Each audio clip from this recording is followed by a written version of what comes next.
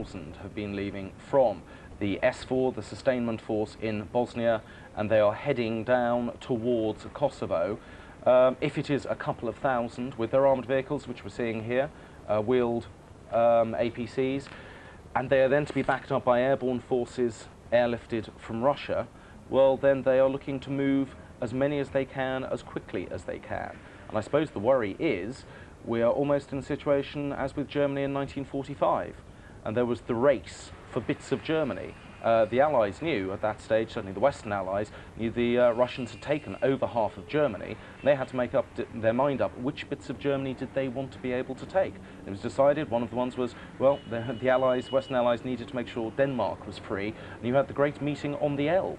And in a lot of cases, the Russians were standing there saying, what took you so long? We've been here for a number of days. And that's why, despite the Americans saying, well, there is no such thing as a Russian zone in Kosovo, well, let's hypothesize. So the Allies turn up in 3 days' time, and there are a whole load of Russians standing on guard by guard posts. They're going to tell them to move? I don't think so. So the Russians, you're saying, would not take any notice of this neat sort of map that we have seen of the various regions, with the British in the largest part in the middle. Nothing on that designated map for the Russians, so you're saying they'll just go in and take what they like? If they're the first people there and have set up facilities and have the troops on the ground, possession is 9/10 of the law, and there may be a NATO plan, but you can't have it every way. NATO's saying, of course, the Russians are an integral part of KFOR, but we don't want to tell them what they're going to do. If they're there and in position, as we're getting rid of them, is going to be very difficult politically and diplomatically. Mind you, it could just be safer. And also in capital Belgrade, they're thought to be heading south towards Serbia's border with Kosovo. The move follows the failure of talks in Moscow between Russian officials and the US envoy Strobe Talbot on Russian demands for a separate sector of control for its Kosovo contingent. The Russians are coming. While NATO waits, this armoured column of Russian troops from Bosnia passed through the outskirts of Belgrade, destination unknown, but bound presumably for Kosovo. That much was clear from their insignia as they waited on the motorway outside Belgrade, the KFOR emblem denoting Kosovo freshly painted over the initials S4. The NATO-led force in Bosnia, from which the Russians came, appeared to have little notice of their departure, bound for the Federal Republic of Yugoslavia, the FRY. They wore on. The only definite movements were by the Serbs, leaving Kosovo in their thousands. One army at least, whose marching orders left no room for doubt. Jim Fish, BBC News. Thousands of soldiers we saw on the drive down from Belgrade, and interspersed among them civilian cars, many civilian cars, packed with the belongings of Serbs who've decided that Kosovo is just no longer their home. Kosovo under NATO will not be a place that they want to live, so they're leaving with as many of their belongings that they can cram into the cars as possible. How would you describe the atmosphere, the mood of the people leaving? The soldiers were jubilant.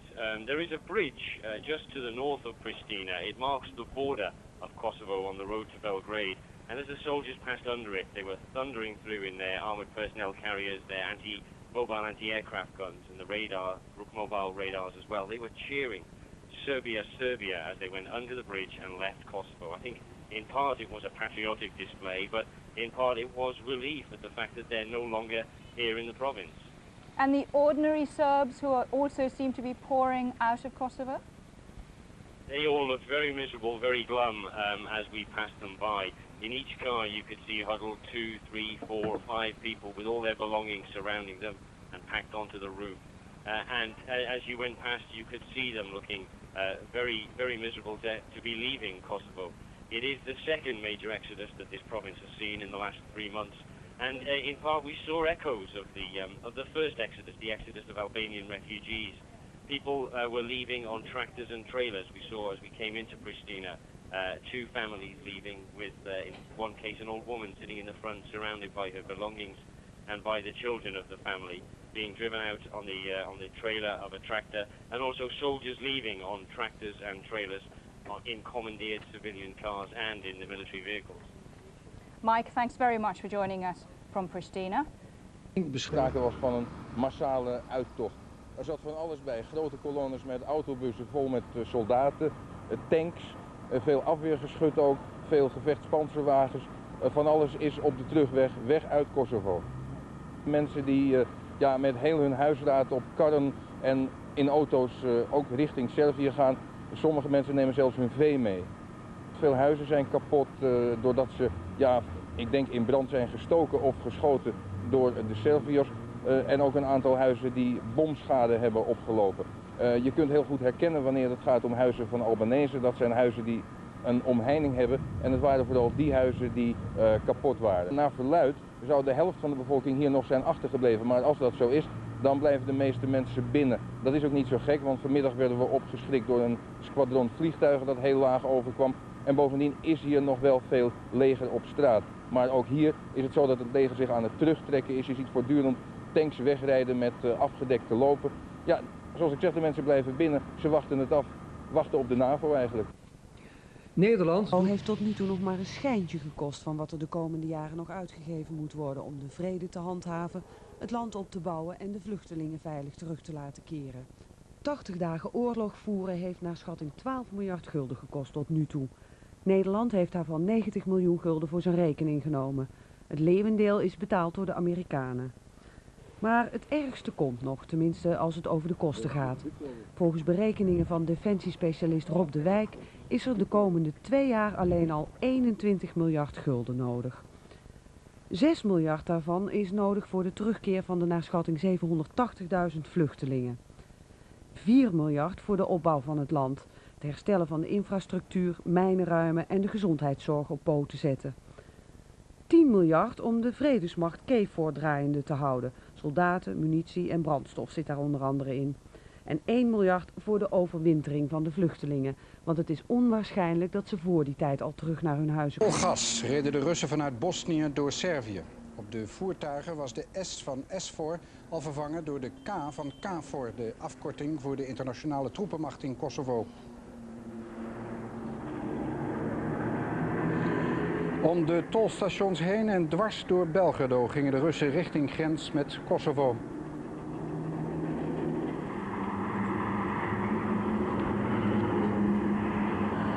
De bliksemactie van de Russen bracht de NAVO in totaal verwarring. Lange tijd was volslagen onduidelijk waarom en onder wiens bevel de Russen optrokken richting Kosovo.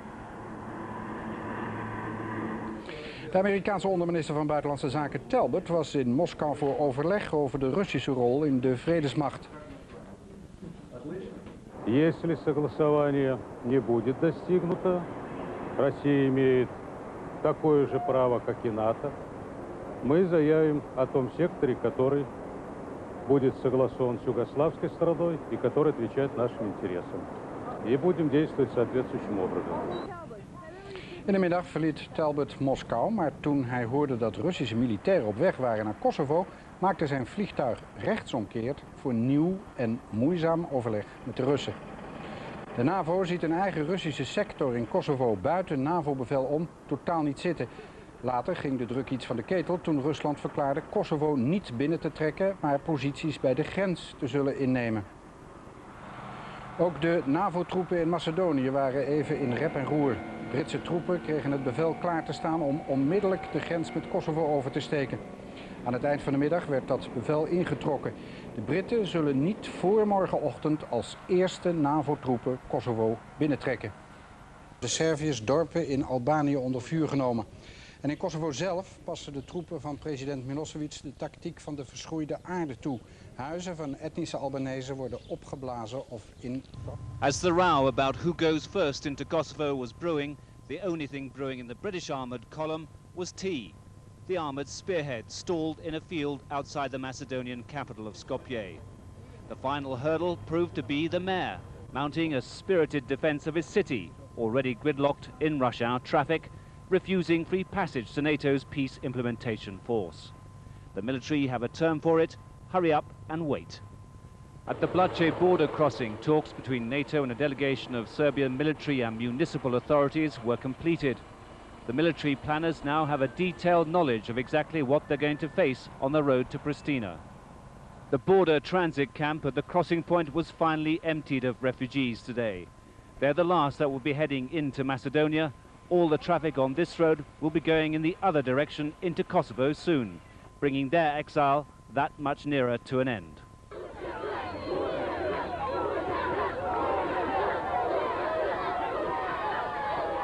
NATO's military chiefs seem to have been through Plan A, Plan B and Plan C so far today. Well, now we're back to Plan A. It's expected British Paras and Gurkhas will cross into Kosovo at dawn tomorrow. But just in case, keep watching this space. David Cheddar, Sky News, on the Kosovo border. Well, on the line now, our the role of the unit that I'm with, which is a reconnaissance unit, which we have to stay with.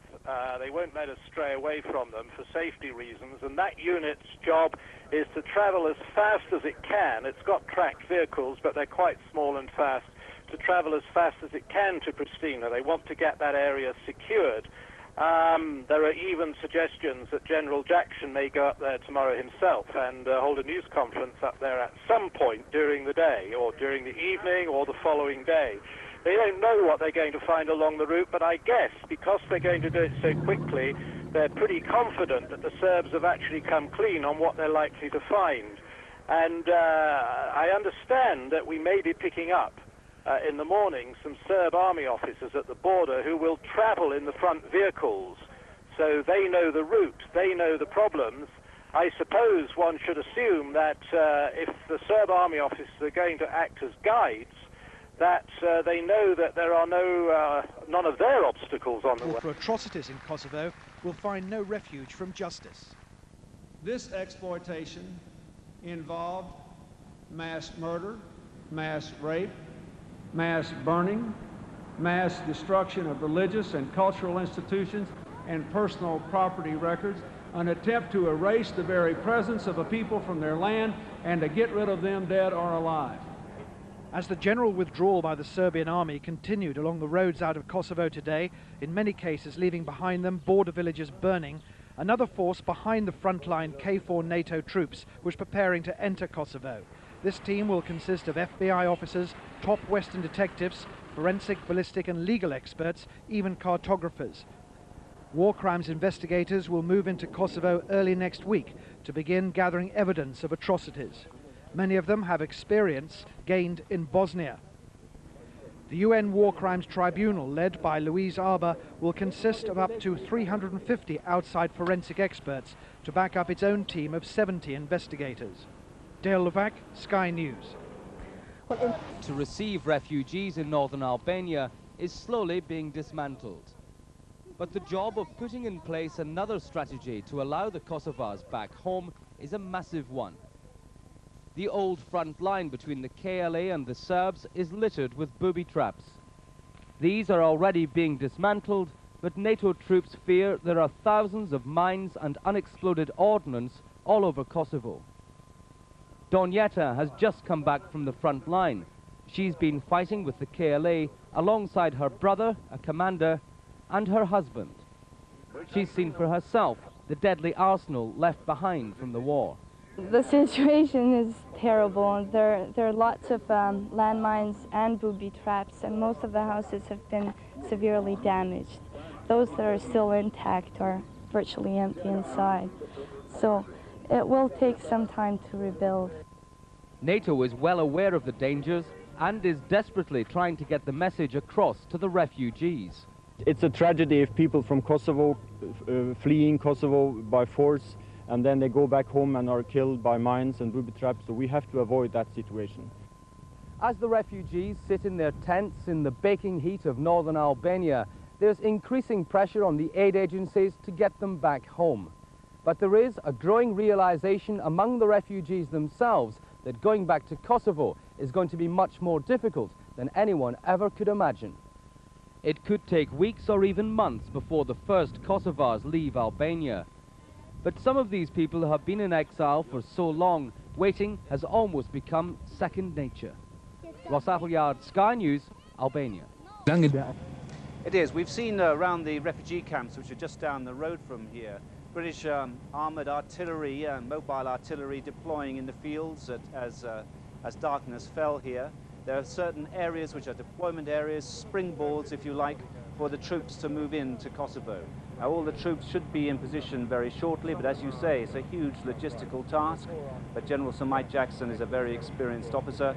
He's the K4 commander. He's had plenty of time to plan for this. There have been a few flurries today about who was going to go in first, but I think his plan has now been accepted. That's underway, and we're seeing the deployment taking place. Advanced to the entry point in the past 2 hours. Earlier, NATO forces were put on an immediate alert to head off a possible Russian landing of troops by air at Kosovo's provincial capital of Pristina. In a moment, we'll be crossing live to our correspondent on the Kosovo border, but first, Ben Brown reports on the preparations for KFOR's entry into Kosovo. British paratroopers were suddenly put on high alert this afternoon. They were massed in a field in the blazing Balkan heat. Their mission, they were told, was to fly into Pristina airport to head off Russian forces who were trying to get there first. It could have led to a dramatic and highly dangerous standoff between British and Russian troops. But in the end, these men were stood down at the last minute. Through diplomatic channels, Russians had given assurances that they would not, after all, be sending their soldiers into Kosovo, for the time being at least. For the men of 1st Battalion, the Parachute Regiment, it was another day of expectation followed by frustration. This is the second time in 2 days that British troops have been revved up for action and then revved down again. Last night they had to postpone plans for an advance into Kosovo because the Americans were not ready and needed time to catch up. Squabbling and Anglo-American rivalries contributed to a delay that could have let the Russians into Kosovo before NATO. How are you? Despite that, the US Secretary of State Madeleine Albright was putting a brave face on things when she came here to rally her troops. We have had a very busy few days diplomatically and have managed to arrange this agreement, and now it's up to you. And I can't tell you how proud we all are of what you have done and what you are going to do. And tonight it does look as though NATO troops are finally on their way into Kosovo, to the adulation and jubilation of the refugees. These British soldiers are being mobbed this evening as they move closer to Kosovo. The refugees know their ordeal is nearly over. Soon they are to go back home. But just over the border, it's a different story. Serb civilians have been spotted leaving their villages. They do not want to be around when NATO arrive and when the refugees they tormented return. After 2 false starts, we are now expecting British troops to move across this border into Kosovo in the early hours of tomorrow morning. Even so, this operation to take control of Kosovo is not beginning smoothly. British tanks have been delayed because the mayor of Macedonia's capital, Skopje, has apparently complained they might ruin his roads. But such hiccups do not bother the refugees, for whom this is a night of joy. Just before dawn, Paras and Gurkhas from Britain's 5 Airborne Brigade are expected to seize high ground overlooking the road to Kosovo's capital, Pristina. For the troops and the refugees alike, the long wait looks like it's finally over. Ben Brown, BBC News, Blatse on the Kosovo-Macedonia border. Well, as you say, there are thousands of people outside on the street, just outside this hotel here in Pristina tonight, and they're celebrating. They seem to be celebrating the expectation, the arrival of the Russians. They've been told that they could be here within hours, although there is other information coming from outside this country which suggests they won't come in until after the British and American troops have crossed the border down to the south of Macedonia. Still, the people here believe that their Slav brothers are coming, and they will be treated as effectively as certainly as allies and effectively as liberators. They've been firing their guns into the air and cheering as the British and American flags have been burned. Presumably these are all Serbs. That's right. The Serb flag is being widely shown on the streets here. It's being waved from the rooftops and on the streets. And as I said, yes, they're waiting for the Russians to come in the belief that they will help protect them from NATO. If Russia does not come or does not come soon, then I think many Serbs will take the option that some already have of leaving this province. Meanwhile, Yugoslav troops continue to leave, do they? They do. We drove down from Belgrade earlier today and saw thousands of troops leaving, heading on the roads to the north. Mainly they were driving in their mobile anti-aircraft guns, the mobile radar systems, and on the surface-to-air missile carriers. It's the air defenses that NATO has said must be taken out of this country within 48 hours. The clock is ticking. They have only 24 hours left to do that. With them, traveling with them, were many, many civilian cars packed with families and carrying all of their belongings, as many as they could get in, jammed into the car, strapped to the roof. They clearly decided that life under the rule of peacekeeping, an international peacekeeping force here, is not for them, and they're leaving. The second major refugee exodus from this place in the last 11 weeks. Do you think all the Yugoslav forces will be out of town before NATO arrives? No, certainly not. The plan is for that to take considerably longer, and Pristina is one of the areas which will be the last to be evacuated by the Yugoslav forces. These two sides will meet. There will be discussions here. They will see each other. They are not, NATO have said, they are not waiting until all Yugoslav forces have left, because they believe that that security vacuum would be dangerous. Now, Pristina is going to be the headquarters of the KFOR, the NATO forces. What sort of town is it? Is it still working after 70-odd days of bombardment? Yes, it is. Pristina itself was heavily bombed at the beginning of the war, but that was a number of strategic targets right in the center of town. Since then, the center has been left largely untouched, and NATO have concentrated on the outskirts, on the airport in particular, excuse me, on Slatina Airport in particular, just outside the city, and on numerous military sites around the outskirts. Pristina itself is functioning to a degree. There is food here, there's clean water here, there is electricity here.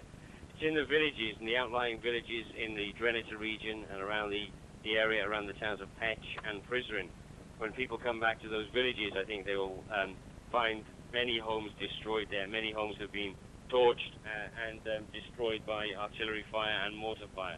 Thank you, Mike. Slightly, if you look right down at the end, you can see some of the vehicles, the jeeps and the transporters that have been carrying the British troops up to the border area. They haven't crossed it yet, but they are building up their deployments there before the order goes to bring them over the border.